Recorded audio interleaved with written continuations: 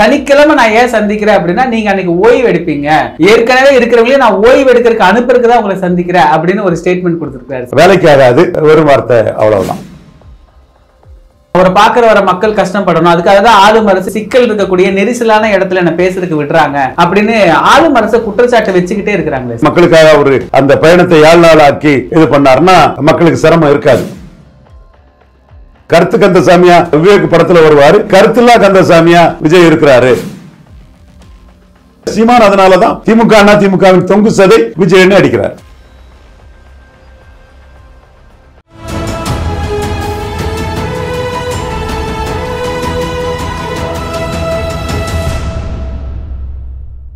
தமிழ் நிறம் நேயர்களுக்கு வணக்கம். இன்று நம்மிடையே அரசியல் விமர்சகர் திரு ரவீந்திரன் துரைசாமி அவர்கள் இணைந்துள்ளார். சார் வணக்கம். சார் வணக்கம் தம்பி, எப்படி இருக்கிறீங்க சார்?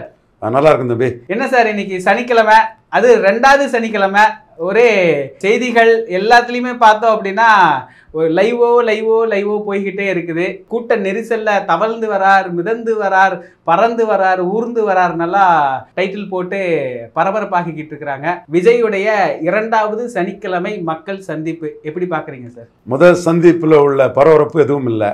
முதல் சந்திப்புல அவரு கிளைம் பண்ணதை யாருமே பெருசா கண்டுக்கல. சீமான் மட்டும் அவரை அடிச்சாரு. சில விஷயங்களை சீமான் கேட்டாரு, அதுக்கு அவர் ஒன்றும் பதில் சொல்லியிருக்க மாட்டாரு. சோ முதல் சந்திப்புல உள்ள அந்த அரசியல் முக்கியத்துவம் 2வது சந்திப்புல இல்லங்கிறதா என்னோட பார்வை. ஸ்டாலின் ஒரு கருத்து சொல்லியிருந்தார்ல சார், அது விஜய்க்காக தான் சொன்னாரு. புதிதா வந்தவர்கள் எல்லாம் பொது பரவலாட்டே அது சொல்றதுதான். ஸ்டாலினை பொறுத்தவரை சீமானை பற்றி பேசினா தமிழ் தேசியமா திராவிடமாங்கிற ஒரு விவாதம் வரும். அந்த விவாதத்துக்கு ஸ்டாலின் தயார் இல்லை. அதனால அங்கீகரிக்கப்பட்ட கட்சி தலைவரான சீமான ஸ்டாலின் கில்லிங் சைலன்ஸ் பண்ணிட்டு தான் போவார். அது ஒரு ஸ்ட்ராட்டஜி. ஒரு தடவை சொன்னாரு, சொன்னதை சீமான் பிடிச்சிக்கிட்டு திராவிடமா தமிழ் தேசியமானு வந்துருவாருன்னு சொல்லும்போது திரும்ப அதை அவாய்ட் பண்ணாரு. அதுக்கு பிறகு ஈரோடு கிழக்குல உள்ளாட்சி தேர்தலில் நாம் தமிழர் 1% வாக்கு தான் எடுத்தாங்க. அதை பழனிக்குமார் மூலமா நகர்ப்புற உள்ளாட்சியில் நாம் தமிழருக்கு 1%ங்கிறத அவரு எக்ஸ்போஸ் பண்ணி விட்டாரு. சீமான் அதுல இடைத்தேர்தலில் எடப்பாடி 5% குறைச்சி அவர் 5% உயர்ந்துட்டாரு. சோ ஒரு திராவிட கட்சியை பலகீனப்படுத்தி நாம் தமிழர் உயர்துங்கிறது வெளிப்பட. அந்த பலகீனப்படக்கூடிய திராவிட கட்சி அதிமுக. சோ நாம் தமிழர் தமிழ் தேசியம் அவங்க முன்னெடுக்கக்கூடிய இஷ்யூ திமுகவுக்கு இன்னைக்கு இல்லைனாலும் நாளைக்கு ஆபத்து. ஸோ சீமான கில்லிங் இன் சைலன்ஸ் பண்ணுவார், டேஞ்சரஸ் எனிமி. விஜய் எந்த ஒரு இதுவும் இல்லாம ஒரு மேம்போக்கான மொட்டச்சாத்தான் குட்டையில விழுந்தான்னு ஒரு வாச்சாம்போச்சான ஒரு எனிமி. ஸோ அவர் ரெகனைஸ் பண்ணி விஜய் திமுகவுக்கு எதிராக பேசுறாருன்னா நலத்திட்ட உதவிகள் நாகை மாவட்டத்துக்கு என்ன செய்தாங்க, மகளிர் விடியல் பயணம் 1000 ரூபாய், அதுல இருந்து அந்த மாவட்டம் தொடர்பா என்ன பண்ணாங்கன்னா முன்னெடுத்து அதை வளர்ச்சி திட்டங்களை திமுக என்ன சாதிச்சுன்னு சொல்றது திமுகவுக்கு ஒரு லாபம் இருக்குது. இன்னொன்னு விஜயால திமுகவுக்கு எந்த பாதிப்பும் வரக்கூடாதுங்கிறதுல விஜய் எதிரின்னு அதை காட்டக்கூடிய தன்மை இருக்குது. கலைஞரே இதை ஏற்கனவே தலைவா படத்துக்கு விஜய்க்கும் ஜெயலலிதாவுக்கும் ஒரு தகராறு வரும்போதே கலைஞரே அதை காட்டியிருந்தாரு. ஜெயலலிதாவுக்கும் ஜெயலலிதா ஆளுக்கும் உள்ள தகராறுன்னு 2011 காட்டியிருந்தாரு. ஸோ ஸ்டாலின் அதுல தனக்கு எது அனுகூலம் தனக்கு எது லாபம்னு எல்லாம் கணக்கு போட்டு தான் பண்றாரு. தமிழ் தேசியமா திராவிடமாங்கிற அந்த விவாதத்துக்கு உள்ள போனா அது தமிழ் தேசியத்துக்கு எழுச்சி, சீமானுக்கு எழுச்சி, வேலுப்பிள்ளை பிரபாரன் இமேஜுக்கு எழுச்சி, பெரியார் இமேஜிக்கு பலகீனங்கிறனால சீமானை பற்றி அவர் பேச மாட்டார். பேசாம இருக்கிறதே இந்த இஷ்யூ மேல அது மக்கள் மத்தியில பரவிடக்கூடாதுங்கிற அந்த ஒரு அலர்ட்னஸ் தான் அதுல காரணம். சீமான் அவர்களை ஸ்டாலின் பேசாம இருக்கிறதுக்கு ஒரு காரணம் இருக்கிற மாதிரி விஜய் அவர்களை பேசாம இருக்கிறதுக்கு என்ன மாதிரியான காரணம்? விஜய் பேசுறது திமுகவுக்கு லாபம். விஜய் புதுக்கட்சியா வராரு, அவருக்கும் எங்களுக்கும் சம்பந்தம் இல்லை, அவர் எங்களுக்கு எதிரி. 2011 எங்களை விட்டு அவர் போயிட்டாரு. அப்பவே கலைஞர் சொன்னாரு ஜெயலலிதாவுக்கும் தலைவா பட பிரச்சனை ஜெயலலிதாவுக்கும் ஜெயலலிதா ஆதரவாளருக்கும் உள்ள சண்டைன்னு சொன்னார் இல்லையா? அதெல்லாம் மென்ஷன் பண்ணி திமுக தொண்டர்கள் மத்தியில நமக்கு எதிரானவர் விஜய். 11 நமக்கு எதிரான எண்ண ஓட்டத்தில் அவர் வந்துட்டாரு. சோ சிவாஜி எப்படி கட்சி ஆரம்பிக்கும் போது திமுகவுக்கு பாதிப்பு வரலையோ, என்னைக்கோ திமுக விட்டு போன சிவாஜியால திமுகவுக்கு பாதிப்பு வரலையோ, அது மாதிரி விஜயாலையும் நமக்கு பாதிப்பு இல்லை. ஒரு சிலர் விஜய் நம்ம ஆளுன்னு நினைச்சிருந்தீங்கன்னா அது தவறு, நமக்கு எதிரானவர் 11 நமக்கு எதிராக போயிட்டாருன்னு விஜய் ரசிகர்கள் விஜய்க்கு ஓட்டு போடாம திமுகவுக்கு வாக்களிக்கக்கூடிய அளவுக்கு அதை தெளிவுபடுத்த வேண்டிய கடமை ஸ்டாலின் இருக்கு. அதைத்தான் அவர் பொறுப்பா சரியா செய்துட்டு இருக்கதா பாக்குறேன். அதே வேளையில சீமான விமர்சிச்சா தமிழ் தேசியமா திராவிடமாங்கிற வாதம் வந்துடும். அந்த விவாதம் டேஞ்சர். தமிழ் தேசியமா திராவிடமாங்கிற விவாதம் டேஞ்சர். சீமான் அதனால தான் 3 திராவிட கட்சிகளாட்டு அடிக்கிறாரு.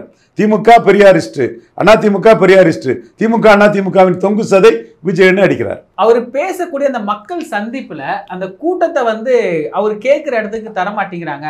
மக்கள் கஷ்டப்படணும், அவரை பார்க்குற வர மக்கள் கஷ்டப்படணும், அதுக்காக தான் ஆளும் அரசு இது சிக்கல் இருக்கக்கூடிய நெரிசலான இடத்துல என்ன பேசுறதுக்கு விடுறாங்க அப்படின்னு ஆளும் அரசை குற்றச்சாட்டு வச்சுக்கிட்டே இருக்கிறாங்களே. இல்ல, அவரு டெய்லி சந்திச்சுட்டாருன்னா இந்த பிரச்சனை இருக்காது. வாரத்துல ஒரு நாள் சந்திக்கிறதோ வாரத்தை 7 நாள் சந்திச்சுட்டா மக்கள் அப்படி பிரிஞ்சு பார்த்துடுவாங்க. அது மக்களுக்காக அவரு அந்த பயணத்தை 7 நாள் ஆக்கி இது பண்ணாருன்னா மக்களுக்கு சிரமம் இருக்காது. அந்த சனிக்கிழமை சந்திப்புக்கு இன்னைக்கு விளக்கம் கொடுத்திருக்கிறாரு. என்ன கொடுத்திருக்கிறாரு அப்படின்னா, சனிக்கிழமை நான் ஏன் சந்திக்கிறேன் அப்படின்னா, நீங்க அன்னைக்கு ஓய்வு எடுப்பீங்க, அப்போ உங்களை சந்திக்கிறது சுலபமா இருக்கும், ஏற்கனவே இருக்கிறவங்களே நான் ஓய்வு எடுக்கிறதுக்கு அனுப்புறதுக்கு தான் உங்களை சந்திக்கிறேன் அப்படின்னு ஒரு ஸ்டேட்மெண்ட் கொடுத்திருக்காரு. இதெல்லாம் சும்மா வெறும் வார்த்தை, இதெல்லாம் ஒன்றும் வேலைக்காகாது, வெறும் வார்த்தை, அவ்வளவுதான். இந்த கூட்டம் கூடுதல்ல சார், இவர் திருச்சியில கூட்டம் நடத்தும் போதும் சரி, ஒரு 20 நிமிட தூரத்தை 5 மணி நேரம் வந்தாரு. இன்னைக்கும் காலையில 11 மணிக்கு பேசுறதா சொல்லி கிட்டத்தட்ட 1:30 மணிக்கு தான் பேசவே ஆரம்பிச்சாரு. இந்த தாமதத்துக்கெல்லாம் என்ன காரணம்னா அவ்வளவு கூட்டம் வருதுன்னு ஒரு பாவனை காட்டுறாங்க இல்லையா? இது எப்படி செயற்கையா பண்றதாட்டு புதுச்சேரியில இருந்து சந்திரங்கிறவர் ஒருத்தர் சில இது பண்றாரு. ரங்கராஜ் பாண்டேயும் இந்த விஷயத்துல செயற்கையா பண்றதாட்டு சில ஆதாரங்களை கொடுக்குறாரு. நான் இதுக்குள்ள பெருசா போறதில்லை, கூட்டம் எல்லாம் ஓட்டு கிடையாதுன்னு எனக்கு தெரியும். என்ன பொறுத்தவரை கமல்ஹாசனுக்கு எல்லா இடமும் கூட்டம் கூடிச்சு. ஆனா ஓட்டு விழுந்தது தென்சென்னையிலும் ஸ்ரீபெரும்புதூர்ல தான். தேவர் மகனாட்டும் பெருமாண்டி ஆட்டும் நடிச்சவரு. தேவர் மகன்ல மரவரா நடிச்சாரு, பெருமாண்டியில பிரமலை கல்லரா நடிச்சாரு, முதுகுளத்தூர்ல 1% ஓட்டு, உசிலம்பட்டியில் 1% ஓட்டு, ஆண்டிப்பட்டியில் 1% ஓட்டு, மேலூரில் 1% ஓட்டு. இந்த 4 செக்மெண்ட்டுக்குள்ளே அவருக்கு 1% ஓட்டு தான் கிடைச்சி. யார் வேணாலும் எடுத்து பார்த்துக்கலாம். அந்த 1% கூட முக்குலத்தோட்டிலிருந்து வந்திருக்காது. அங்கே உள்ள பிற சமூகங்கள், சாலியர், சௌராஷ்டிரா போன்ற சமூக மக்கள் இருப்பாங்க, அவங்கள்ட்ட இருந்து தான் கமலுக்கு அந்த ஓட்டு வந்திருக்கும். ஸோ இங்கே கூடுற கூட்டமெல்லாம் ஓட்டு இல்லைன்னு எனக்கு தெரியும். அதே மாதிரி விஜயகாந்த் நீங்கள் எடுத்துட்டீங்கன்னா, விஜயகாந்துக்கு எல்லா இடமும் கூட்டம் கூடிச்சு. திருமங்கலத்தில் 15% வாக்கு வந்தது, திருப்பரங்குன்றத்தில் 15% வாக்கு வந்தது. ஆனால் அம்பாசமுத்திரத்தில் 2% வாக்கு தான் தேமுதிகவுக்கு வந்தது. கிள்ளியூரில் 1% வாக்கு தான் வந்தது. ஸோ கூடும் கூட்டமெல்லாம் ஓட்டு இல்லைங்கிறது எல்லா ஊர்லேயும் தான் உங்களுக்கு கூட்டம். வெள்ளூர்லேயும் தான் கமல்ஹாசனுக்கு கட்டுக்கடங்காத கூட்டம். ஆனால் ஓட்டுங்கிறது அங்கே பெருசாக இல்லை. ஸோ ஓட்டு வேற, கூட்டம் வேற. ஸோ விஜய்க்கு வரக்கூடிய கூட்டத்தை நான் பெருசாக எடுக்கல. என்ன சொல்லி வாராரு, யாருக்காக வாராரு, எதற்காக வாராருங்கிறத தான் ஓட்டு விழும். அதில் சீமான் தெளிவாக இருக்கிறாரு. சீமான் மதுரை ஏர்போர்ட்டுக்கு ஜாதி கலவரம் வரக்கூடாதுன்னு பாண்டிய மன்னன் நெடுஞ்செழியன் பேர் வைக்கணுங்கிறதுல இந்து நாடார்கள் ஆதரிக்கிறாங்க, யாதவர்கள் ஆதரிக்கிறாங்க, முத்திரையர் ஆதரிக்கிறாங்க, தேவேந்திர குல வேளாளர்களை ஆதரிக்கிறாங்க, கலர் மரோ ரகுமுடையாரில் கூட கலவரம் வரக்கூடாதுன்னு நேயத்தை தானையா சொல்றாங்கிற கருத்து சீமானுக்கு ஆதரவா இருக்கு, வெள்ளாளர்கள் ஆதரிக்கிறாங்க. அப்போ ஒரு கான்ட்ரவர்சியல் இஷ்யூவில் தமிழர் ஒற்றுமை, தமிழ் தேசிய அடையாளம்னு சீமான் ஒரு கருத்தை சொல்றாரு. இதுல விஜய்க்கு எந்த கருத்துமே இல்லை. இவர் முகத்துக்கு ஓட்டு போடுவாங்கன்னா அது வேலைக்கு ஆகாது. யாருக்கும் அப்படி ஓட்டு விழ, எம்ஜிஆருக்கே அப்படி ஓட்டு விழல. அதுதான் 100க்கு 100 உண்மை நிலைமை. இந்தோ பாக் வார், அதுல தமிழக முதல்வர் ஸ்டாலின் ராணுவத்துக்கு ஆதரவா இருக்கிறன்னு ஊர்வலமே நடத்தி காட்டிட்டாரு. ஐயா ஓபிஎஸ் அவர்கள் ராணுவத்தின் வெற்றினாரு. ஐயா எடப்பாடி பழனிசாமி மோடியின் வெற்றின்னு சொன்னாரு. இப்படி ஒவ்வொரு தலைவர்களும் ஒவ்வொரு கருத்தை சொல்லும் போது சீமான் இன்டெலிஜென்ஸ் ஃபெயிலியரு, நீங்க தீவிரவாதிகளை கோட்டை விட்டுட்டீங்க, சிந்தனை நீரை தடுக்கிறது தப்பு, தீவிரவாதிக்காக நீங்க பாகிஸ்தான்ல உள்ள ஏழை விவசாயிகளை பழி வாங்க கூடாது அப்படின்னு ஒரு கருத்தை, மாறுபட்ட கருத்தை சீமான் சொல்றாரு. விஜய் இதுல என்ன கருத்து சொல்றாரு? கருத்தில்லா கந்தசாமி விஜய் இதுல என்ன கருத்தை சொல்றாரு? எந்த கருத்துமே இல்லை. எனக்கும் அதிமுக தான் போட்டின்னு பெருந்துறையில டாக்டர் ராமதாஸ் கிளைம் பண்ணாரு. எங்களுக்கும் அதிமுகவுக்கு தான் போட்டின்னு பெருந்துறை இடைத்தேர்தலில் டாக்டர் ராமதாஸ் கிளைம் பண்ணாரு. பெருந்துறையில அன்னைக்கு போட்டி அதிமுகவுக்கு அடுத்து மதிமுக தான் வந்தது. அதுக்கு பிறகு வந்தது இந்திய கம்யூனிஸ்ட் கட்சி. அதுக்கு பிறகு வந்த கட்சிக்கு பிறகு 5வது தான் டாக்டர் ராமதாஸ் வந்துட்டாரு. கிளைம் பண்றதுல தப்பே இல்லை. எனக்கும் திமுக தான் போட்டின்னு விஜய் கிளைம் பண்ணிட்டால அது உண்மை இல்லை. பெருந்துறையில டாக்டர் ராமதாஸ் இடைத்தேர்தலில் எனக்கும் அதிமுகவுக்கு தான் போட்டின்னு கிளைம் பண்ணாரு. அதுல ஒரு கிளைம்ல கூட ஒரு அர்த்தத்தோட வச்சு தான் கிளைம் பண்ணார். ஆனா ரிசல்ட் அதிமுக அடுத்தபடியா மதிமுக தான் அதுக்கு பிறகு இந்திய கம்யூனிஸ்ட் கட்சி, அதுக்கு பிறகு காங்கிரஸ் போன்ற கட்சிகள்லாம் வந்த பிறகுதான் 5வது இடம் தான் பாமகவுக்கே ஸோ வெறும் கிளைம் கூட்டத்தை வச்சு பண்றது அவருக்கு உரிமை, அது வெறும் கிளைம் தான். சார், இப்போ இந்த கூட்டத்துல விஜய் அவர்கள் குறிப்பா எப்படி பேசுறாருன்னா, எந்த மாவட்டத்துக்கு போறாரோ அந்த மாவட்டத்துடைய பிரச்சனைகளை பேச ஆரம்பிக்கிறாரு. இப்ப திருச்சியில திருச்சி மாவட்டத்துடைய பிரச்சனைகள் பேசினாரு. இங்க நாகையில நாகப்பட்டினம் மீனவர்களுடைய பிரச்சனைகள் எல்லாம் அவர் பேசுறாரு. 2013லயே நான் இதுக்காக பொதுக்கூட்டம் எல்லாம் நடத்த, கண்டிப்பா அது பேசுறது கரெக்டா நான் பாராட்டுறேன். கச்சத்தீவை இந்திரா காந்தி கொடுத்தது தப்பா சரியா? அதுக்கு சொல்லிட்டாரா? சீமான் இந்திரா காந்தி கொடுத்தது தப்புங்கிறாரு இல்லையா? கச்சத்தீவை இந்திரா காந்தி கொடுத்தது தமிழக மீனவர் நலனுக்கு எதிராக, அது தப்புன்னு சீமான் சொல்றாரு. விஜய் கச்சத்தீவு கொடுத்ததை பற்றி ஏதாவது சொல்றாரா? கூட்டத்தை காட்டியெல்லாம் ஏமாத்த முடியாது. கச்சத்தீவை காங்கிரஸ் கொடுத்தது தப்பு. விஜய் கருத்து என்ன இதுல? இந்திரா காந்தி தன்னோட புகழுக்காக, இன்டர்நேஷனல் ஃபேமுக்காக தமிழக மீனவர்களுக்கு மீன்பிடி எல்கையை குறுக்கி இலங்கை மீனவர்களுக்கு மீன்பிடி எல்கையை உயர்த்தி கொடுத்துட்டாரு. கச்சத்தீவு நம்ம கூட இருந்தாருன்னா நம்ம மீன்பிடி எல்கை, மீன் வளம், நம்ம கடல் பகுதி பெரிய அளவு இருக்கும். அது நம்ம மீனவர்களுக்கு சாதகமா இருக்கும். அந்த தன்னோட பாப்புலாரிட்டிக்காக தமிழக மீனவர்களை காவு கொடுத்தது இந்திரா காந்தி அம்மையார். அப்ப அது தப்புன்னு காங்கிரஸ் பண்ண தப்புன்னு விஜய் சொல்லுவாரா? சீமான் அதுதானே கேட்கிறாரு. அப்ப நீங்க காங்கிரஸ் கடைசி நேரத்தில் நம்மளோட கூட்டணி வந்துடாதா, பலன் நிரூபிக்காத நம்மளை காங்கிரஸ் ஏத்துக்க மாட்டானான்னு ஒரு நப்பாசையில திரிறீங்க. அதனால உங்கள்ட்ட அதுல கொள்கை இல்லை, உங்க பாப்புலாரிட்டியை வச்சு உங்களோட சந்தர்ப்பவாதத்தை தான் விஜய் அதுல காட்டுறாரு. சார், இந்த காங்கிரஸ் விஜய் கூட்டணி சொன்னதுல இருந்து இந்த அழகிரி, சக்கரவர்த்தி இவங்க எல்லாம் என்ன சொல்றாங்க அப்படின்னா, கூட்டணி ஆட்சி அப்படிங்கிற ஒரு புதிய கோணத்தை இப்ப புதுசா பேச ஆரம்பிச்சிருக்காங்க. அப்படி அவங்க பேசுறதுக்கான பின்னணியில விஜய் காங்கிரஸ் கூட்டணி அமையறதுக்கு வாய்ப்பு இருக்கா சார்? பலன் நிரூபிக்காத விஜய் கூட காங்கிரஸ் எப்படி கூட்டணி அமைக்க முடியும்? நீங்க 24 பலன் நிரூபிச்சுட்டு இருந்தா பலத்தின் அடிப்படையில் கூட்டணி அமைச்சிருக்கலாம். பலன் நிரூபித்த விஜயகாந்த் கூட சோனியாவை சந்திச்சு கூட்டணிக்காக போனாரு. அப்போ சோனியா காந்தி அம்மையார் என்ன சொன்னாங்கன்னா, சரி நாங்க 20 சீட்டு கலைஞர்கிட்ட வாங்கிடுறோம், நாங்க 10 சீட்டு எடுத்துடுறோம், உங்களுக்கு 10 சீட்டு தந்துடுறோம், நீங்களும் கூட்டணிக்கு வாங்கன்னு கூப்பிட்டாங்க. அவர் குஜராத் வளர்ந்துட்டுன்னு பாஜகவோட கூட்டணிக்கு போனார். பல நிரூபித்த விஜயகாந்தே சோனியா காந்தியை சந்திக்கும் போது திமுக கூட்டணியை விடதுக்கு மனசு இல்லாம திமுக கிட்ட 20 சீட்டு வாங்கி உங்களுக்கு 10 சீட்டு தரோம்னு சொன்னாங்க. இவர் வராதனால 16 சீட்டு நின்னாங்க. பல நிரூபிக்காத விஜய் நம்பியா கூட்டணிக்கு போறாங்க. விஜய் பல நிரூபிக்கலன்னு செல்வ பிறந்தவே உடனே கொடுக்க மாட்டார ஒரு ரிப்போர்ட். இந்த மயிலாடுதுறையில இருந்து ஒருத்தர் சத்ரியன் சுதா வன்னியர் சமூகம் அங்க பெரிய அளவுல இருக்காங்க, அவங்களுக்கு ஒரு எம்பி டிக்கெட் கொடுக்கறதா கரெக்ட்ங்கிறத திமுக ஸ்டாலின் ஒரு கருத்தை சொல்லியிருக்க வாய்ப்பு இருக்கு. ஸோ வன்னியருக்கு ஆதரவான ஒரு கருத்தை சொன்னதுனால அதனால பாதிக்கப்பட்ட ஒரு காங்கிரஸ்காரரு ஸ்டாலினுக்கு எதிராக அவர் கட்சிக்கு கிளைம் பிரவீன் சக்கரவர்த்தியா வைக்கிறார். அதனால ஒன்றும் இது போல பிரவீன் சக்கரவர்த்தியை வச்சா காங்கிரஸ் ஓடுது. சோ திமுக கூட்டணியில தான் காங்கிரஸ் கிடைக்குது. திமுக கூட்டணி இல்லாம காங்கிரஸ் தனிச்சு நின்று கட்சி வசந்தகுமார் தவிர யாரு டெபாசிட் வாங்கினா? கார்த்திக் சிதம்பரத்துக்கு டெபாசிட் கிடையாது. இது அழகிரி அவர் தலைவர் பதவி விட்டு போகும்போது கூட ராஜ்யசபா வாங்க முடியாம திறமை இல்லாம போனவர். அப்போ அவர் விரக்தியிலையும் வேதனையிலையும் தன்னை யாரும் சீண்டலைன்னு ஒரு கருத்தை சொல்றாரு. இந்த கருத்தை காங்கிரஸ் தலைமை ஏத்துக்கிறதுக்கு வாய்ப்பே இல்லை. எப்படி விஜயகாந்த நாங்க 20 சீட்டு வாங்கி உங்களுக்கு 10 சீட்டு தரோம்னு சொன்ன மாதிரி விஜய் போனாலும் நாங்க ஸ்டாலின் சீட்டு வாங்கி பல நிரூபிக்காதவங்களுக்கு கொஞ்சம் சீட்டு தாரோம் அல்லது ராஜ்யசபா தாரன்னு தான் காங்கிரஸ் கருதுவாங்க. ஸ்டாலின் கொடுக்கறது எம்பி போஸ்ட், எம்எல்ஏ போஸ்ட்.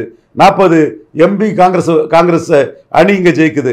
அதை விட்டுக்கிட்டு எப்படி அவங்க விஜய்கிட்ட போவாங்க? தேவைன்னா நீங்களும் வாங்க விஜய், நாங்களும் கொஞ்சம் சீட்டு உங்களுக்கும் ஸ்டாலினை கன்வின்ஸ் பண்ணி வாங்கி தாரன்னு தான் சொல்லுவாங்க. விஜயகாந்த் கிட்ட அப்படிதான் சோனியா காந்தி அம்மையார் சொன்னாங்க, சந்திச்சாரு. எல்லாம் நமக்கு தெரியுமில்ல, விஜயகாந்த் சோனியா காந்தி. அத்தனைக்கும் விஜயகாந்த் பலம் நிரூபிச்சவர், விஜய் பலம் நிரூபிக்காதவர். சார், இந்த குறிப்பா இந்த கூட்டத்தை காமிச்சு கூட்டணிக்கு வலை வீசுறாரா சார் விஜய்? கூட்டணிக்கு தான் வலை வீசினாரு.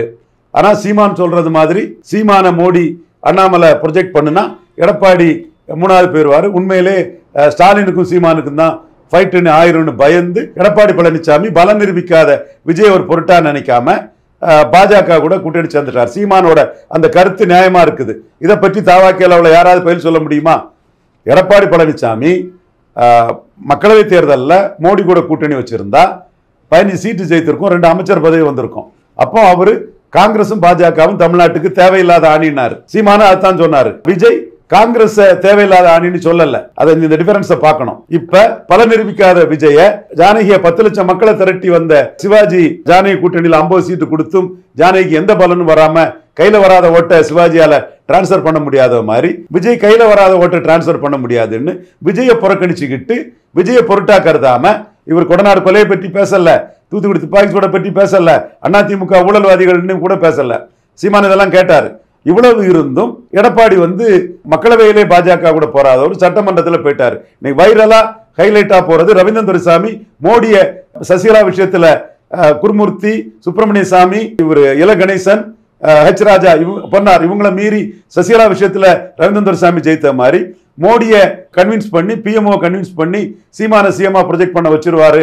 அதுக்கு பயந்து அண்ணாமலை அதுக்கு தயாரா இருக்காரு. அண்ணாமலை ஆதாரப்பூர்வமா சீமான ப்ரொஜெக்ட் பண்ணி அண்ணன் காசு கொடுக்காம ஓட்டு வாங்குறாரு, அண்ணன் போல்டானவர், அண்ணன் உறுதியானவர், அண்ணன் மாற்றத்துக்கான தலைவர்னு ப்ரொஜெக்ட் பண்ணி வரும்போது அது நடந்ததுன்னா நாம 150-60 இடத்துல 3வது போயிருவோம். எடப்பாடி வந்து சீமான் ப்ரொஜெக்ஷனுக்கு பயந்துதான் மோடி கிட்ட போயிருக்காரே தவிர அந்த இடத்துக்குள்ள பல நிரூபிக்காத விஜய ஒரு பொருட்டாட்டே எடப்பாடி கருதல்ல. இதுதான் நடந்த உண்மை. உண்மையின் அடிப்படையில் நம்ம விஷயம் சொல்றோம். நீங்க கொடநாடு கொலை பற்றி பேசாம, தூத்துக்குடி துப்பாக்கி பற்றி சூட பற்றி பேசாம, எடப்பாடி பலம் நிரூபிக்காத உங்களுக்கு சீட்டை அள்ளி தந்துருவார் நினைச்சாரு. அவரா ஏமாறுவாரு, பெரிய கில்லாடி ஆச்சு. ரவீந்திர சாமி சொன்னா கரெக்டா இருக்கும்னு உங்களை புறந்தள்ளிட்டாரு. இப்ப எடப்பாடி புறந்தள்ளின பிறகுதான் நீங்க தாவேக்காவுக்கும் திமுகவுக்கும் போட்டின்னு சொல்றீங்க. மாநாட்டிலே நீங்க இதை சொல்லியிருந்தீங்கன்னா உங்களை நான் மதிச்சிருப்பேன். மாநாட்டில் நீங்க நாக்க தொங்க போட்டுக்கிட்டு கூட்டத்தை காட்டிக்கிட்டு எடப்பாடி சீட்டை தந்துருவான்னு நினைக்கிறாரு. பலம் நிரூபிச்சவனுக்கு தான் சீட்டு, கூட்டத்தை காட்டினவனுக்கு சீட்டு கிடையாது. சிவாஜி கிட்ட ஜானகி ஏமாந்த மாதிரி எடப்பாடி உங்ககிட்ட ஏமாற மாட்டாருங்கிறது நம்ம சொன்னோம். அதுதான் இன்னைக்கு நடந்திருக்குது. திமுக பிடிக்காத 4 அரசியல் விமர்சகர்கள் பேசினவங்க கூட இப்ப ஏன் கருத்துக்கு வந்துட்டாங்க. நான் சொன்னதுதான் உண்மைன்னு இப்போ அவங்களும் ஒத்துக்கிட ஆரம்பிச்சுட்டாங்க. இந்த டிடிவி தினகரன் விஜய்க்கு போறதுக்கு வாய்ப்பு இருக்கா சார்? டிடிவி தினகரன் கூட்டணி ஆட்சின்னு சொல்லக்கூடிய விஜய் ஒரு ஆப்ஷனா வைக்கிறாரு. அதே டிடிவி தினகரன் 214 தனிச்சு போட்டிவிடுவோம்னு சொல்லக்கூடிய சீமானையும் ஒரு ஆப்ஷனா வைக்கிறாரு. அதுக்கு அண்ணாமலை பின்னணி இருக்குதுன்னு நான் கருதுறேன். சீமானையும் ஒரு ஆப்ஷனா வைக்கிறாரு. ஒரு 4 நாளைக்கு முன்னே சீமான விமர்சனம் பண்ணாரு டிடிவி தினகரன். இதே விஜய் விவகாரத்துல தம்பி வரவேற்கிறேன்னு சொல்லிக்கிட்டு இப்போ விமர்சனம் பண்றாரு சீமானுங்கிற கருத்தை டிடிவி தினகரன் முன் வச்சாரு. அதற்கு பிறகு பலம் நிரூபிக்காத விஜய் மட்டுமே நம்புறது வேஸ்ட். பலம் நிரூபிச்ச சீமான் 214 சொன்னாலும் கூட அவருக்கு பலம் இருக்குது, கண்ணுக்கு தெரியுது. அது கற்பனை ஓட்டு, ஏட்டு சொரக்கா ஓட்டு, இது நெஜ ஓட்டு, இது தேர்தல் ஆணையம் சொன்ன ஓட்டு, அது கருத்து கணிப்புன்னு போலியா பொய்யா பேசக்கூடிய ஒரு பலதரப்பட்ட கருத்து கணிப்புகள், மாறுபட்ட கருத்து கணிப்புகள். அது ரெட்டிகளுங்கிறவன் விஜய்க்கு 4-6% ஓட்டு கூட வராதுன்னு சொல்றாப்புல. ரெட்டிகள்னு நோட்டிட் மார்க்கெட்னு ஒரு கருத்து கணிப்பு இது அவங்க சொல்றாப்புல.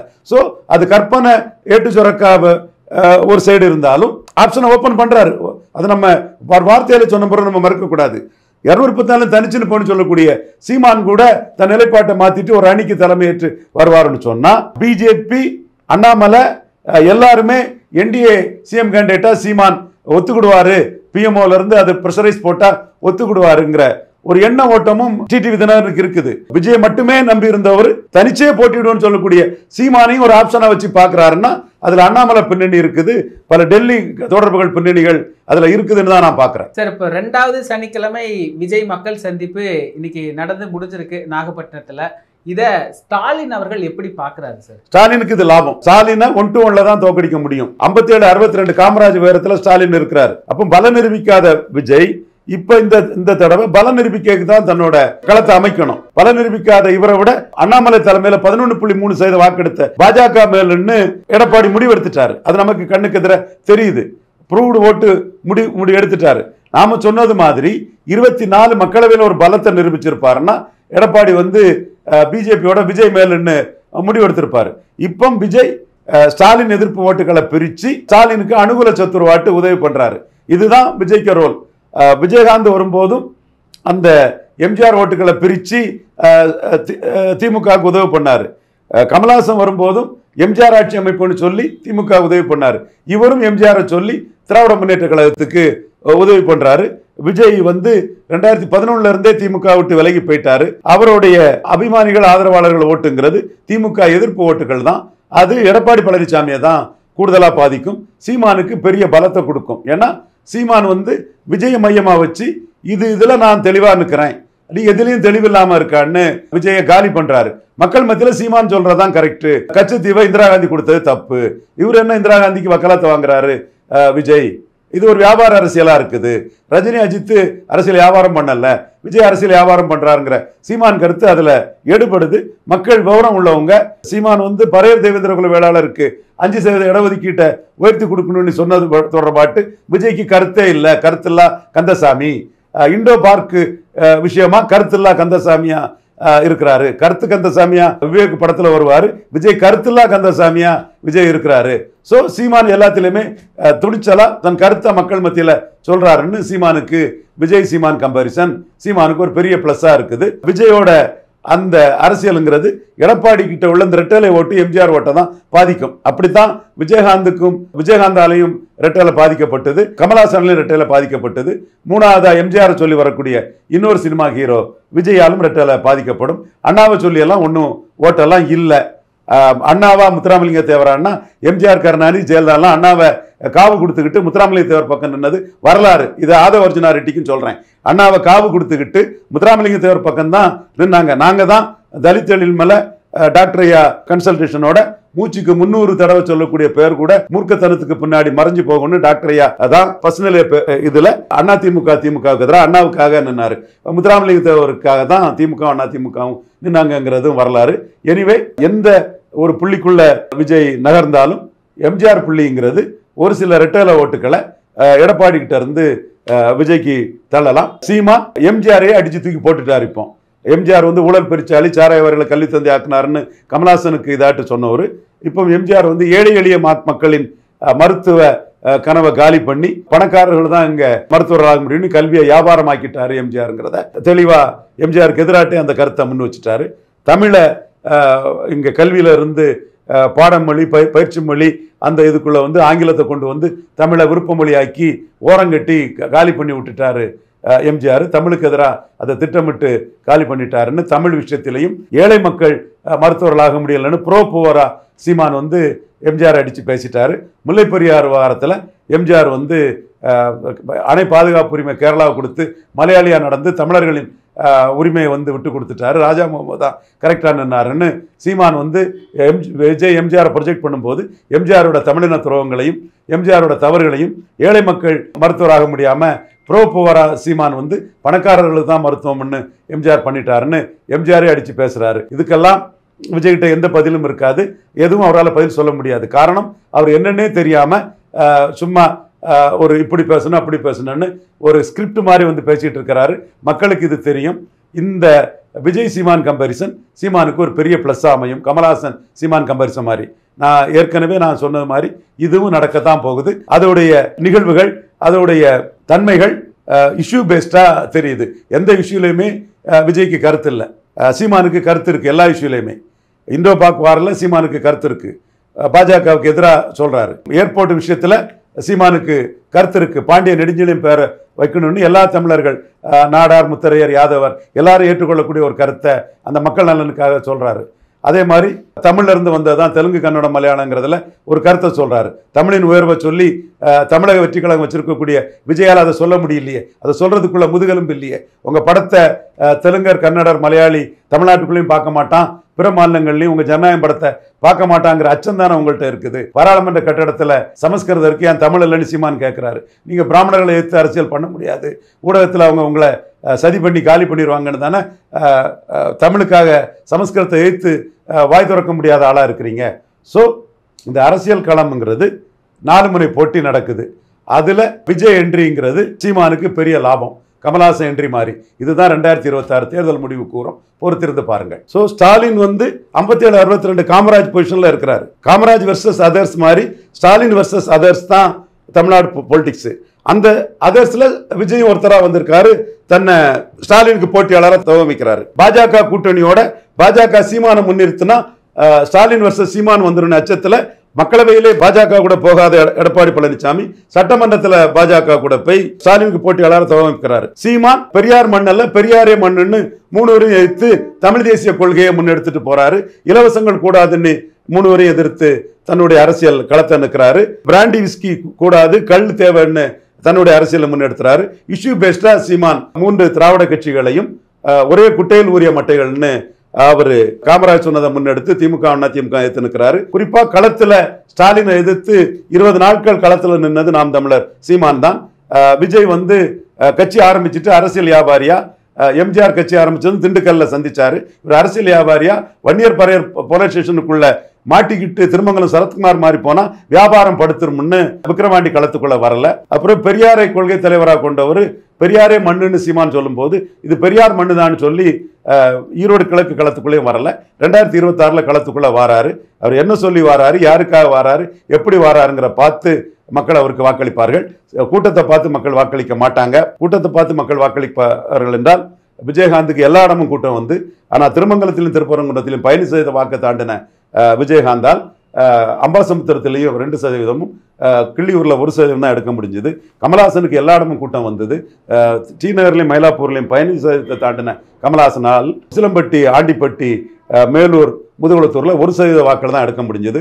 ஸோ கூட்டம் வேற வாக்கு வேற. கூடும் கூட்டம் வாக்காகாது. கூட்டத்தில் இவர் நமக்கு தேவை, இவர் நமக்கானவர்னு நமக்கானவர்னு நினைக்கக்கூடியவங்க மட்டும் வாக்களிப்பாங்க. அதுதான் கமலஹாசன் விஜயகாந்த் விஷயத்தில் நடந்திருக்குது. இதே தான் விஜய்க்கும் நடக்கும். நிகழ்கால அரசியல் குறித்து பல தகவல்களை பகிர்ந்து கொண்டதுக்கு நன்றிங்க சார். நன்றி.